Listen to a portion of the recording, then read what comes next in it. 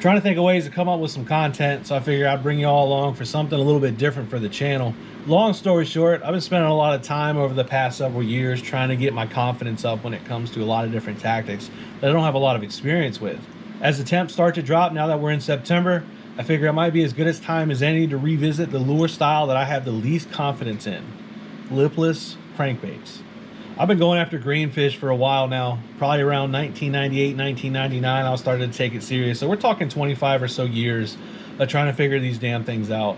And I've spent time with a lot of different techniques over the years. I mean, everybody starts out with like Texas rig spinnerbaits, build crankbaits, but I never really quite got a hang of what the hell to do with the lipless. The plan is pretty simple. I'm gonna spend the next several months purposefully throwing all kinds of lipless crankbaits, different sizes, different colors, different brands and whatnot, trying to figure out how we can get some confidence with these things.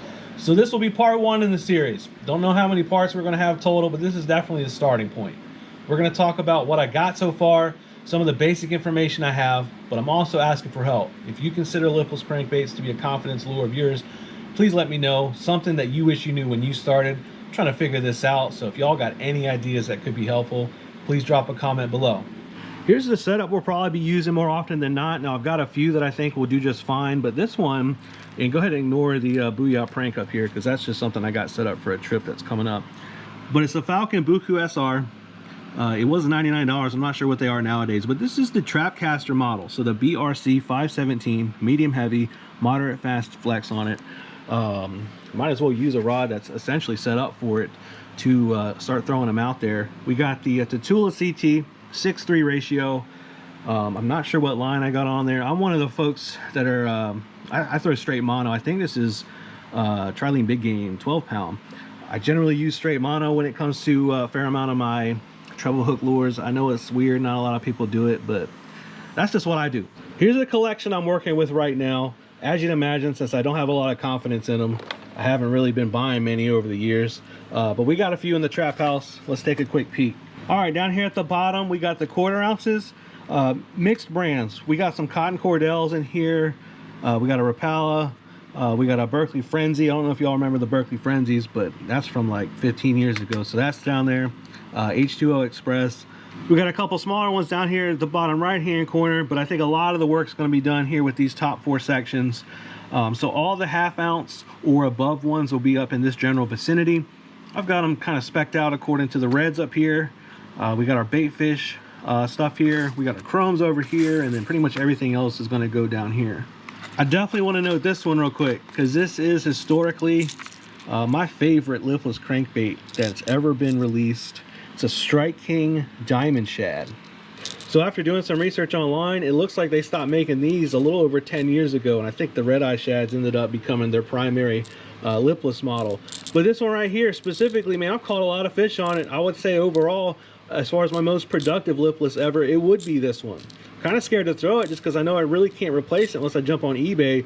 But this is the one that I would say if I was going to have one, or if I could only have one, this would be it right here. So other than a diamond shad, we got some red eye shads, which is the current Strike King model that they use for the lipless stuff. We got some Cordell spots, there's one there. We got one here with a blade on it.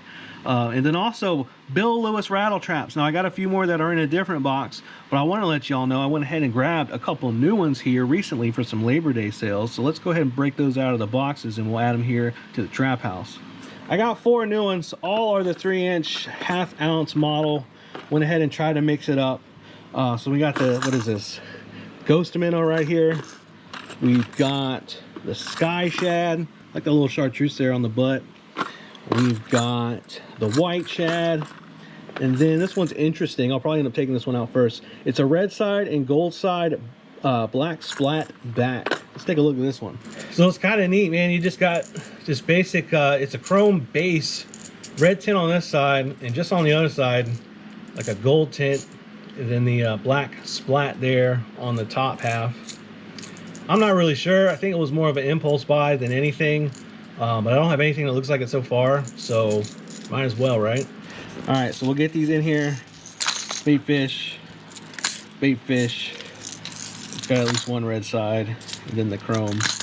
So that's what I'm working with. I want to get a few more, but I'm open to ideas. So if y'all got one I don't have in here or a different style, or maybe even just a straight up different color scheme, and I'm open to suggestions. I've already had a few suggestions when I posted some videos on other social media platforms asking for ideas, but here's what I got so far, so you see what I'm working with, but I am open to ideas that y'all may have.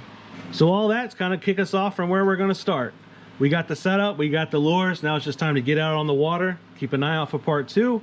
I'll give you all some basic impressions, kind of where we're starting, what's working, what's not. I'll probably ask for some more tips along the way. So here we go, onward and upward, folks. As usual and as always, appreciate y'all watching. See you on the next one.